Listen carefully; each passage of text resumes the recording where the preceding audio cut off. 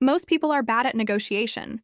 They either give in easily and end up feeling bitter, or they see it as a battle and end up creating enemies. But some people manage to get what they deserve without messing up relationships. They probably use principled negotiation. This method, born at the Harvard Negotiation Project and featured in the book Getting to Yes, is a game changer. So in this video, I share 8 practical lessons and real-life examples that can truly boost your negotiation skills. Lesson number 1, think of it as problem solving. Most negotiations involve positional bargaining, where both sides pick a position, fight for it, but end up somewhere in the middle. Take Dan trying to buy a used car from Tom. Dan offers $3,000 cash, but Tom says it's worth at least $6,000. Dan says the best he can do is $4,000. Both sides feel like they're losing, and pride gets in the way. Finally, they settle at $5,000. It's natural to want to win, but this you versus them mindset actually makes the negotiation slow, causes stress, and harms relationships. When we talk about negotiation, we often think about reaching a compromise instead of finding solutions. However, in many cases, such as when you're getting a job or negotiating at your workplace, it's crucial to finish the process feeling excited to work together. So the first step in principled negotiation is to see the other side as problem solvers rather than enemies or friends. In most cases, it is possible to find solutions that give everyone most of what they want, creating a win-win scenario. Lesson number 2, separate people from problems. When emotions are running high and with egos on the line, negotiations can get messy. This is why it is important to separate people from problems. Negotiators are people first. They have strong opinions, diverse backgrounds, and different interests. This creates people problems. For example, one of the biggest challenges in negotiation is that people often view things differently and interpret facts in their own way. For example, if you want more resources for your project and your manager says no, you might immediately assume they're being stingy. In reality, they might be keeping a low budget to avoid job cuts due to financial problems. The point is, we need to remember that both parties are human beings, each with feelings, interests, and concerns that need to be acknowledged and addressed. Being able to put yourself in the other side's shoes is one of the most crucial skills a negotiator can have. Having said that, it's better to avoid creating people problems in the first place. To achieve this, it's essential to get to know the other party whenever possible. For instance, if your manager is in the best mood on Fridays and prefers handling difficult conversations in the morning after having their coffee, take this into consideration when initiating discussions. Lesson number 3, attack the problem together. It might be tempting to say, your team always delivers buggy software, but usually it doesn't help. The other party becomes defensive and stops listening. Instead, discuss the problem without attacking the person. For example, you could say, the software your team provided has experienced glitches several times, affecting our operations. I'd appreciate your insights on how we can improve the software's performance. This way, the focus is on the problem and finding a solution rather than blaming the other party.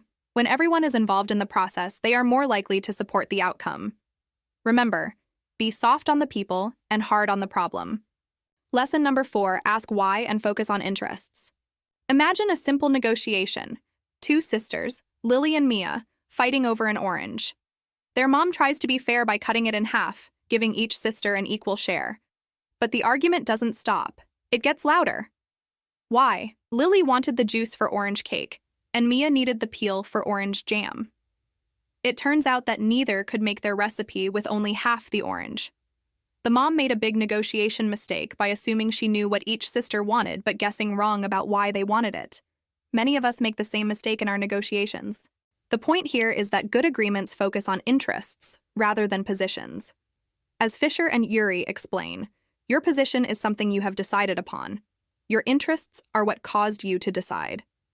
To find a solution, understand what's driving the other person. For instance, if you're working with a coworker on dividing tasks for a project, don't just argue or make offers. Ask why they prefer certain jobs, like workload or skills, and find solutions that suit both of you. Lesson number 5. The most powerful interests are basic human needs.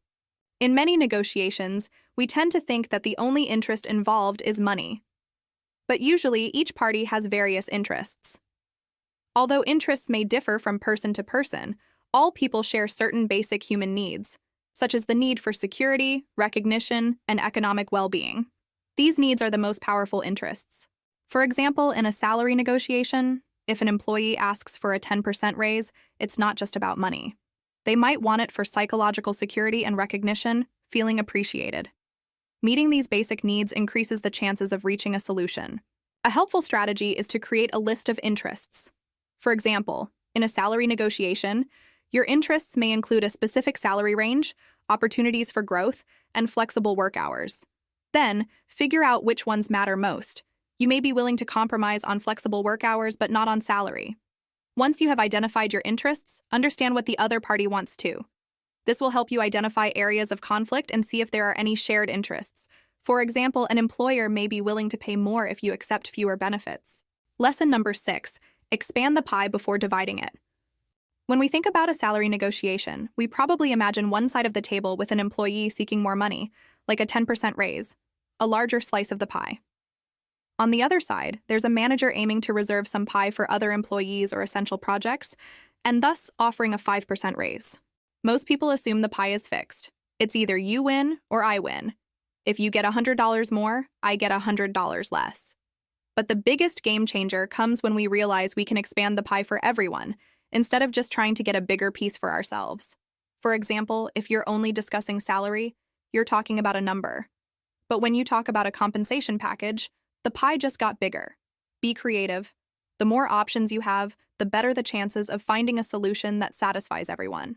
To expand the pie and avoid falling into a win-lose mindset, focus on shared interests. For example, in our salary negotiation example, common interests might include maintaining a good working relationship, rewarding your performance, and aligning your goals with the company's vision. To resolve different interests, look for things that are low cost to you but have high benefits to them, and vice versa. For example, a better job title may be a low cost for the manager, but come with high benefits for you. Lesson number 7, use objective criteria. When interests are directly opposed, insist on using objective criteria that are both legitimate and practical. Look for professional standards, benchmarks, or legal precedents that can help you determine a fair solution. For example, when negotiating who should lead a project, avoid power games. Instead, use criteria such as expertise, experience, or past performance. This way, your proposal is based on something objective, making it less likely for the other party to disagree. Finally, lesson number 8, have your BATNA ready. Despite using various methods and techniques, there are times when reaching an agreement seems impossible. Many people set a bottom line to protect themselves, saying something like, if it's under $86,000 a year, I'm out. However, having a bottom line is often a mistake because it's decided in advance and may be arbitrary or unrealistic. A better approach is to have a BATNA, which stands for Best Alternative to a Negotiated Agreement. In simpler terms, it's all the other good options you have when the deal doesn't seem to work out. For instance, if you receive a job offer with a salary lower than expected, your BATNA could be another job offer from a different company with better pay, or staying in your current job if it offers a higher salary and benefits.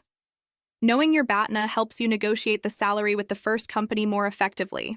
Also, try to identify the BATNA of the other side, as it can be powerful. For instance, after some research, you find out that the employer is looking to fill a certain position quickly and has only 2 candidates. Therefore, perhaps they'll be willing to pay more in a signing bonus. Knowing your BATNA will protect you from accepting a bad deal and give you the power to walk away. As a rule of thumb, don't accept deals that are worse than your BATNA. That's it. Here are the 8 lessons we just covered. Thank you so much for watching, and I'll see you in the next video.